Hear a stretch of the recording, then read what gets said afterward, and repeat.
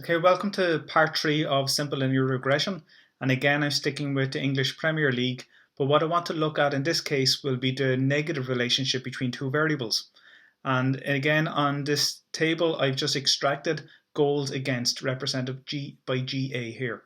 Again I'm going to stick with points, and points is known as your dependent variable given the letter Y, which will be on our y-axis on the scatter graph.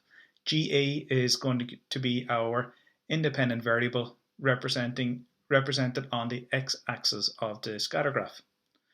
So again, we want to look at the relationship between the two, and we use this with a scatter graph. So we can just highlight all the data. You can highlight the headings if you wish also, but again, just highlight the table.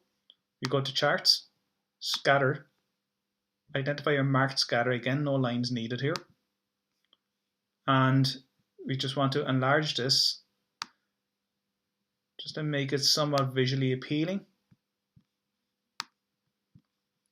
And I want to get rid of the series and the grid lines.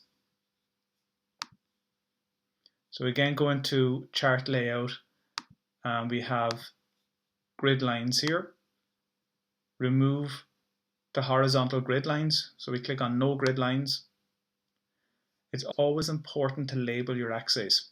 So in this case, like the way I've done in part 1, I'm going to label the axes. So axis titles, we'll go with the vertical first. As I said earlier, what we have on the y-axis will be your dependent variable, and we established in the previous 2 videos that points will be your dependent variable.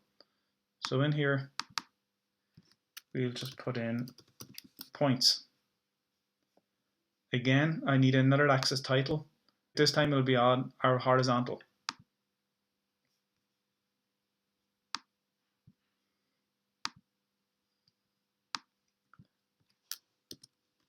And we'll put in here goals against, or if you want to use the football terminology, goals conceded. Again, if you wish to put in a title, it would be ideal. All diagrams should have titles. So we click on chart title. Just for this one, I'll just put in Scattergraph.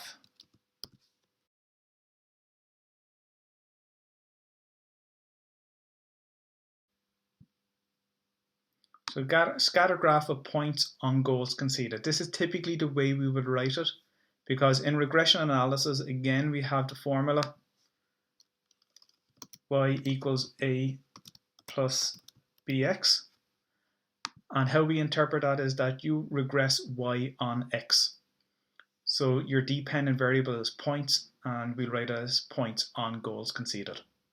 So in order to establish the regression line and define the regression equation, the coefficient of determination r squared and the correlation coefficient, which are all needed to establish the relationship between the two, and we need to firstly right click on any of these coordinates, or use your control and click on your touchpad if you're using a Mac. Right click on one of these coordinates, a box will pop up, click on add trend line, and within here click on the last 2 boxes, display equation on chart, display r squared value on chart, and press OK. And we have our regression equation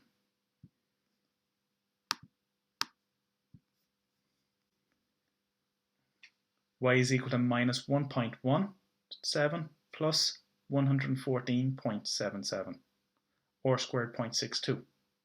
Again, the regression equation is written as y is equal to a plus bx.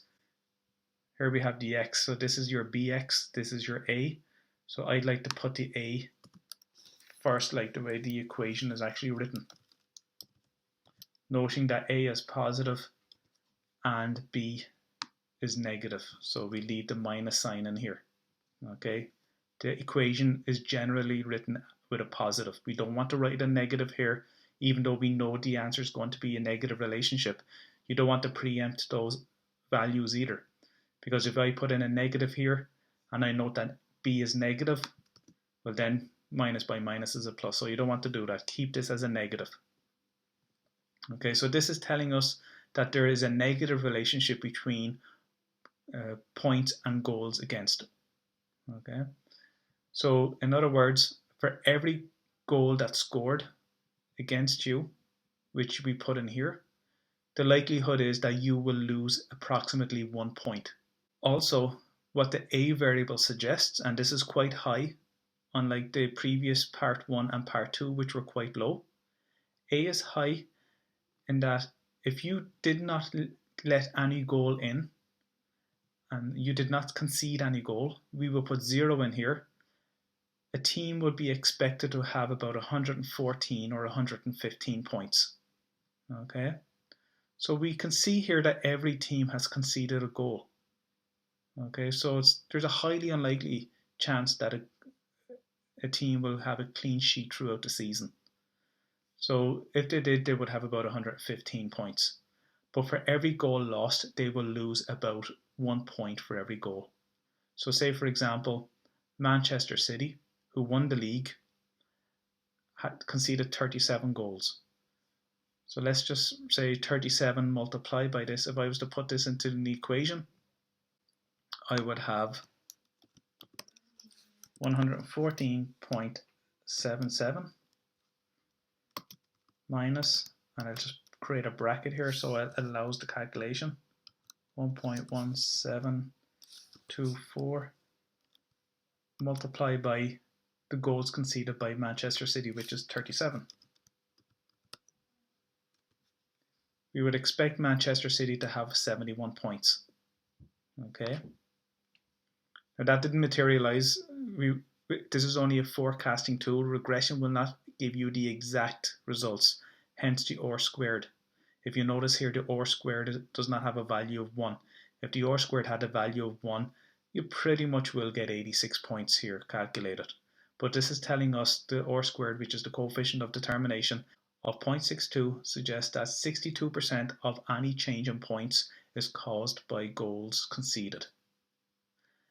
Okay, what we want to do next is to find the correlation coefficient, and again simply the correlation coefficient, which is represented by the letter R, is the square root of R squared.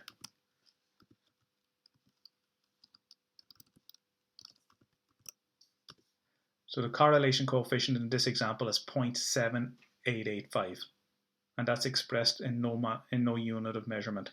Okay, it's only a scale that has a maximum value of 1 and a lowest value of 0.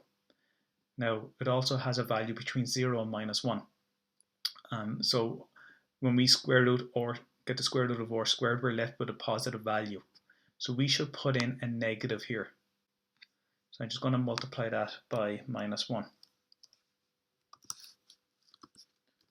The reason why this should be negative is that we've identified a negative relationship in the scatter graph, and this is also supported by the negative slope. Okay, minus 1.1724. Okay, so that concludes part 3 of the simple linear regression, again looking at the English Premier League for the 2013-2014 season. Okay, and don't forget to subscribe. Click subscribe. Watch part 4, or if you've missed out on the previous 2 parts, check up on those. Thanks very much for watching.